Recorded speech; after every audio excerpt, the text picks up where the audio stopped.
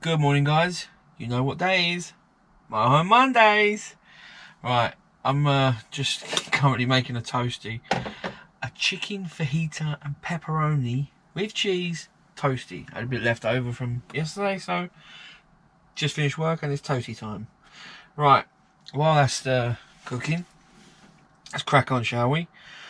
What made you buy a motorhome and live in it full time? I think I've said this on my channel before, but I went to a bushcraft meetup and I met Pete, who come to the wilderness gathering with me, and it's the first time I met him there. And he had a van, he was converting it, and that got me interested, which made me look down the van life and living in converting vans.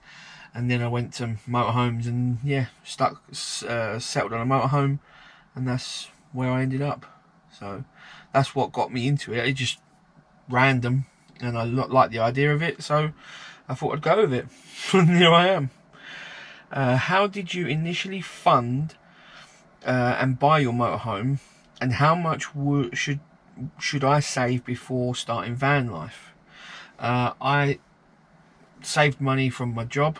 I had a chunk of money, and then I went and got a loan for the rest of the motorhome, and then I just paid the loan off, pay it back every month, and chunks of it as I can.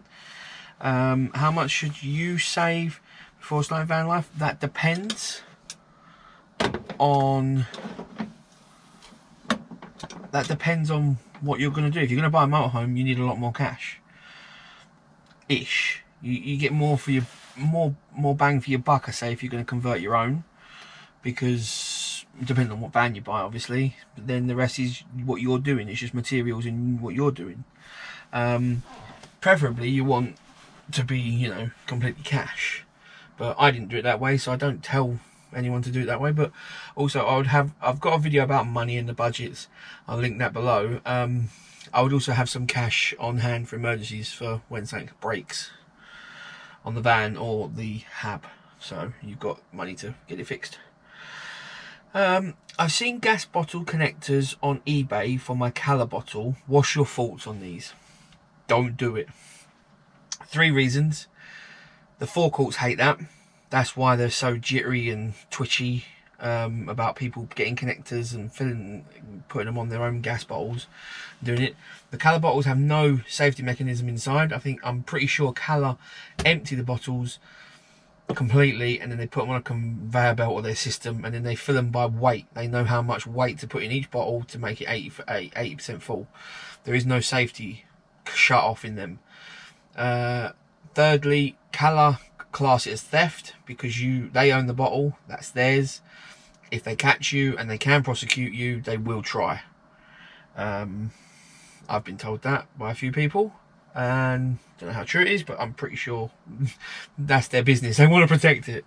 And yeah, they're just not safe, so I wouldn't do it personally.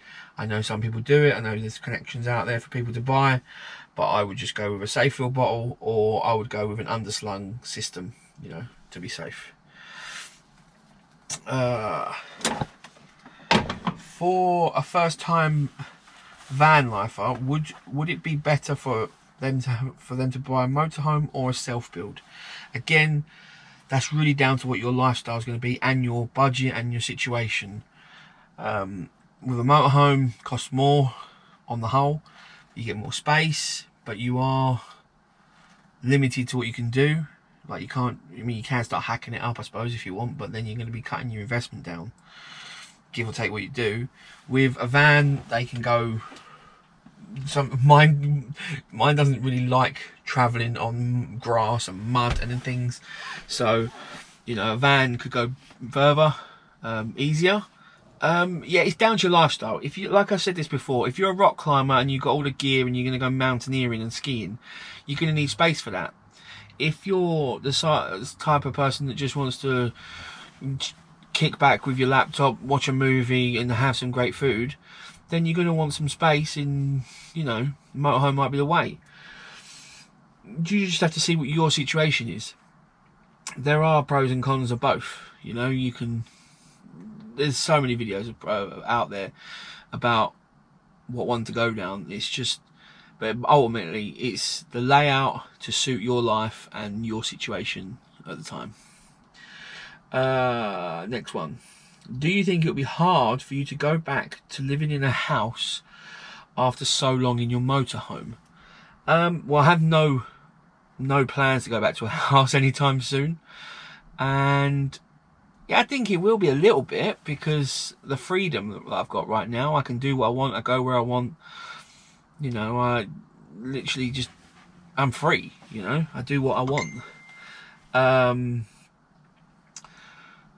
So, but the actual sleeping, I could sleep in a bush, to be fair. I fall asleep anywhere. So that part won't be thingy, but I think it'll be quiet. It'll be very quiet. I think that'll get to me a bit. But yeah, no, it'll be alright. But I ain't going back to a house, so that doesn't apply. And lastly, what are your plans over Christmas? I'll be with the family, my mum, my brothers, my stepdad. Yeah, I'll be with all the family, chilling out, having lots of food, lots of pigs in blankets, lots of desserts, and just a jolly good time. So yeah, this will be the last Motorhome Monday before Christmas, so I'd like to wish you all very, very Merry Christmas, and I'll see you before New Year, so I'll do that later. If any of you are looking for, I just want to give a shout out, if any of you are looking for a live stream on Christmas Day, I know Kirsty and Purdie from Van Life with Boondockers. I'll leave a link to their channel below. They're going to be live on Christmas Day at 3 PM if anyone wants to go and check them out. And lastly, yeah, have a great Christmas. Be merry, eat lots of food, be festive, and enjoy it. And I'll catch you again soon. Take it easy, guys. Bye.